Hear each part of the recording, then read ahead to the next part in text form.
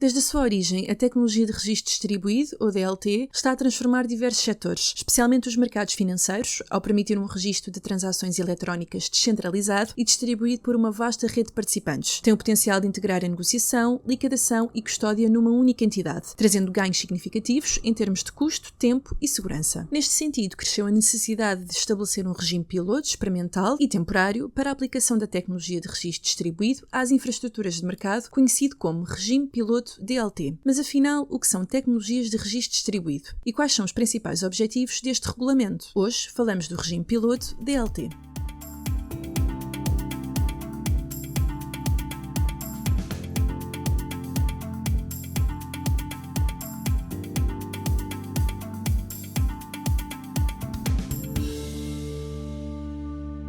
Olá e sejam muito bem-vindos a mais um episódio do Para Bom Entendedor, o podcast da CMVM sobre temas relevantes do mercado de capitais. Sou Rita Trocado e para falar deste tema tenho comigo Teresa de Figueiredo Silva, do Departamento de Supervisão de Mercados, e João Vieira dos Santos, do Departamento Internacional e de Política Regulatória da CMVM.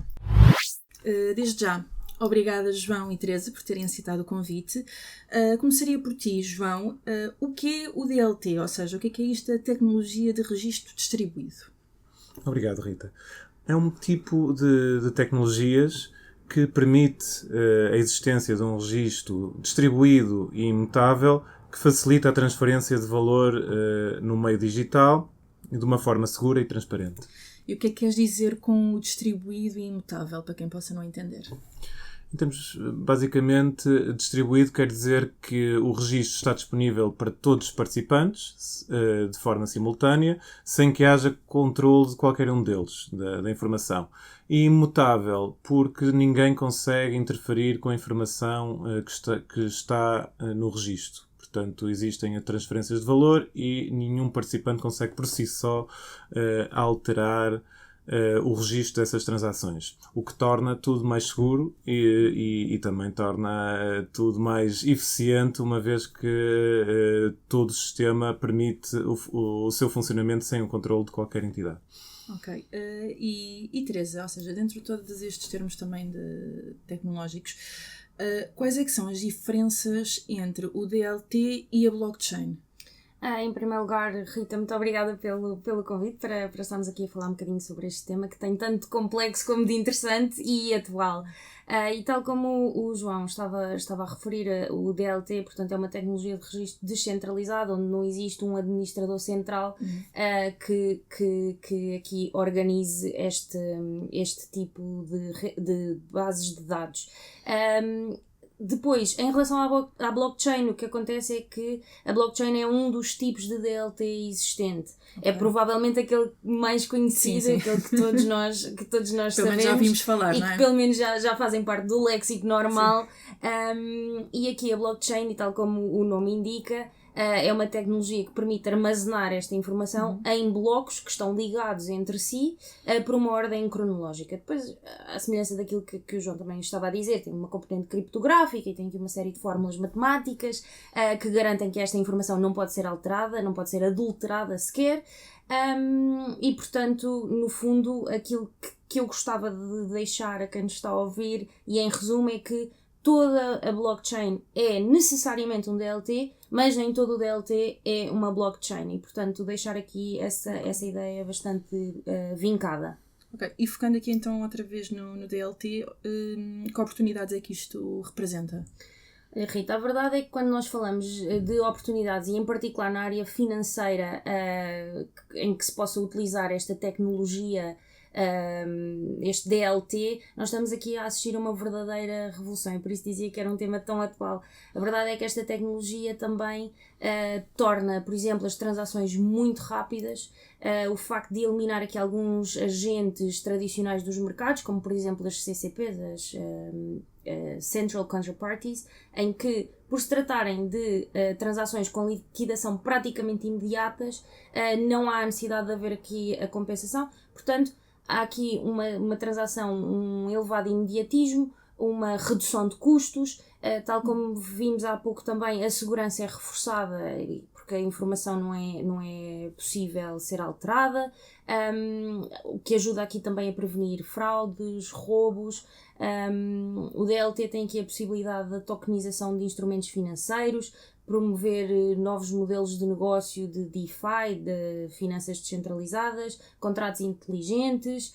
A verdade é que esta é uma tecnologia que abre aqui portas a um mundo global e promove também a inclusão financeira de todas as pessoas que podem não estar necessariamente cobertas pelos sistemas financeiros tradicionais.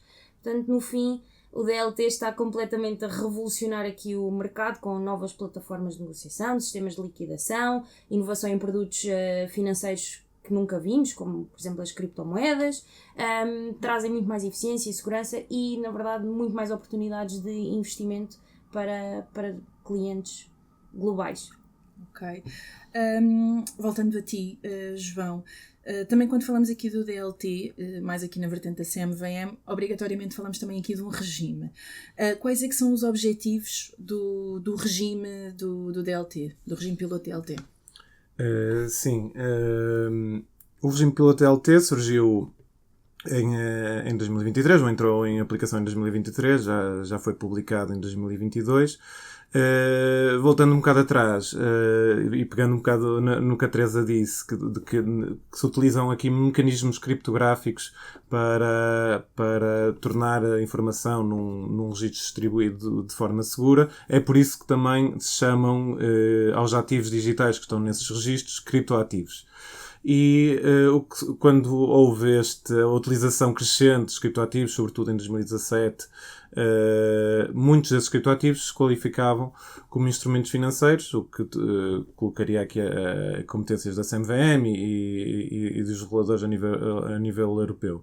E o que se veio a figurar é que estes criptoativos que se qualificavam enquanto instrumentos financeiros, ou instrumentos financeiros na forma tokenizada, que também é assim que se apelida quando há estes registros de ativos numa DLT, afigurava-se que conseguiam-se fazer ofertas públicas, mas depois a negociação era muito difícil de fazer porque as regras não estavam condizentes, conformes à utilização da tecnologia. E, portanto, o que este regime piloto DLT vem criar uma espécie de sandbox para isentar certas normas que se afiguravam difíceis de cumprir para adequarem a esta tecnologia. E, portanto, o que se vem tentar aqui é este regime piloto, é por isso que é um regime piloto, um regime teste, para ver se esta tecnologia nos permite exatamente ter estas potencialidades que a Teresa falou e potencializar os mercados financeiros, isentando aqui algumas regras para libertar, flexibilizar um pouco a sua utilização. E Teresa, que entidades é que podem ser autorizadas ao abrir deste regime? Olha, Rita, este regime, e tal como o João estava a explicar, é um regime piloto e, portanto, na verdade está aberto aqui a várias entidades. Nós podemos falar de entidades que tenham já uma autorização na nossa jurisdição, que sejam uma empresa de investimento, ou sejam, por exemplo, uma central de valores mobiliários já autorizadas connosco, mas a verdade é que, por ser um regime piloto, também permite que outras entidades que sejam novas no setor, que ainda não tenham esta autorização, possam também, em paralelo, além de pedirem uma autorização ao abrigo do regime piloto para o desenvolvimento da sua estrutura, da sua infraestrutura de mercado do DLT, possam também, em paralelo, fazer essa autorização como empresa de investimento ou como central de valores mobiliários. Falaste em infraestruturas de mercado DLT. O que é que são?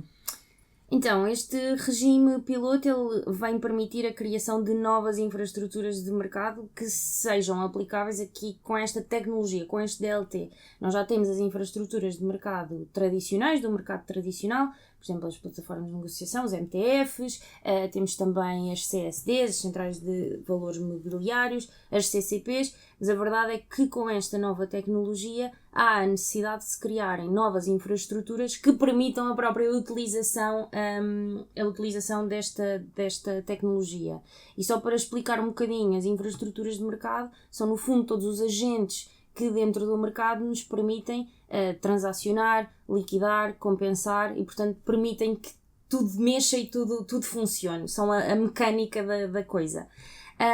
E aqui, em relação a estas infraestruturas de mercado DLT, o regime piloto prevê a criação de 3.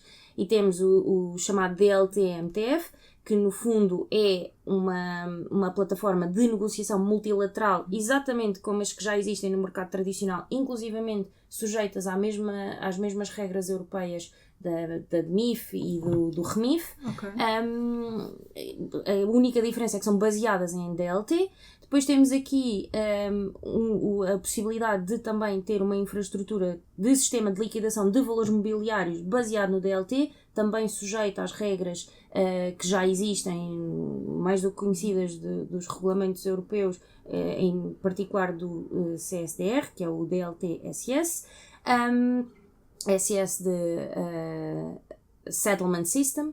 E depois há aqui uma terceira via, que é uma coisa que não existe no mercado tradicional, e lá está, e por isso é que é tão importante haver espaço para criar estas infraestruturas inovadoras, em que é uma entidade em que uma infraestrutura que faz tudo, ou seja, tem um sistema combinado de negociação e também de liquidação, tudo baseado no DLT, claro, que é o denominado DLT-TSS. E há limites neste regime?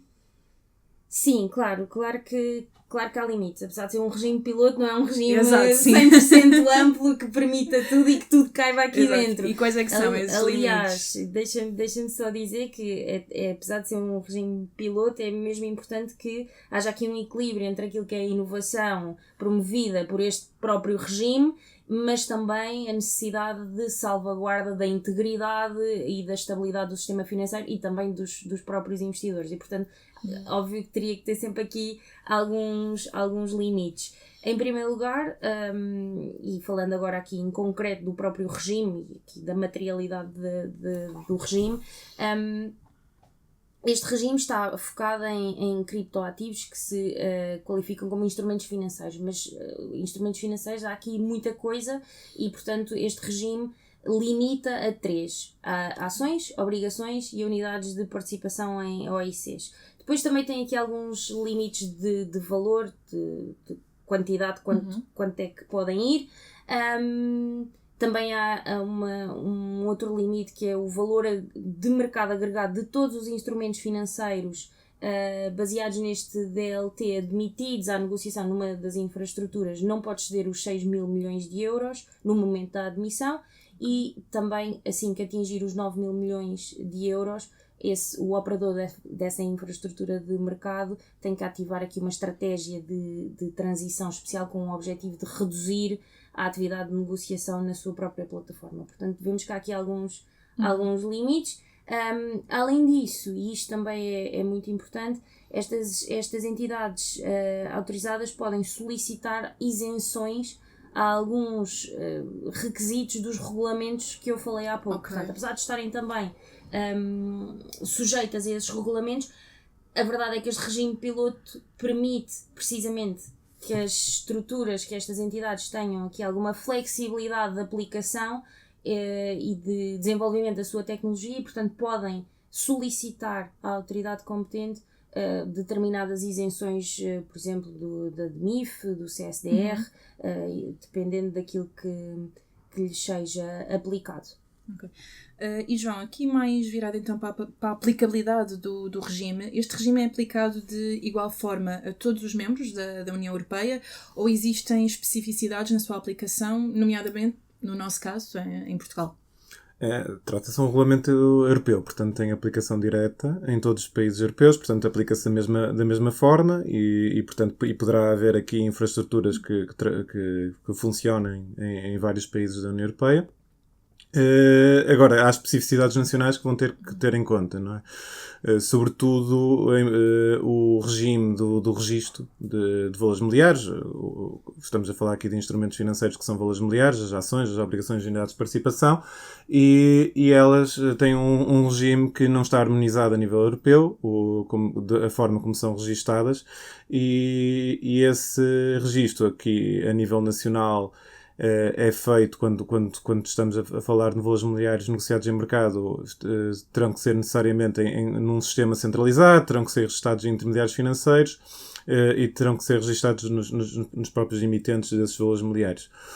Tivemos uma lei nacional que implementou este regulamento europeu e que veio ao encontro dos objetivos deste regime pela TLT, veio flexibilizar um pouco estas obrigações e permitir que o registro seja feito apenas numa entidade, um pouco de encontro a este DLT-TSS que a Teresa falou, de termos uma entidade que consegue fazer tudo, consegue fazer a negociação, a liquidação e portanto, para também termos um regime nacional consentâneo com essa possibilidade, também existe a possibilidade que a lei nacional conferiu de os valores mobiliários serem registados apenas numa entidade e não estarmos aqui com vários intermediários como é feito nos mercados tradicionais. Ok.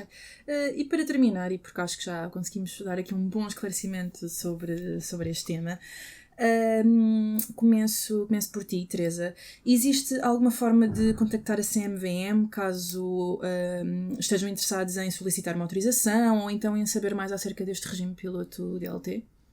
Sim, eu para começar gostava de voltar a reforçar a ideia de que isto é um regime que está aberto a qualquer entidade, quer tenha uma autorização já na jurisdição portuguesa, quer já seja uma empresa de investimento ou uma CSD autorizada, ou não, e portanto pode sempre fazer essa autorização do regime piloto DLT em paralelo com a autorização da empresa de investimento ou CSD, consoante os casos.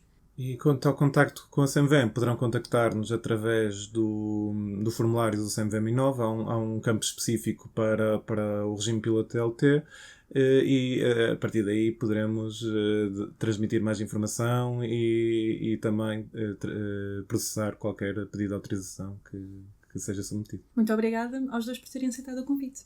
Obrigada. Obrigado.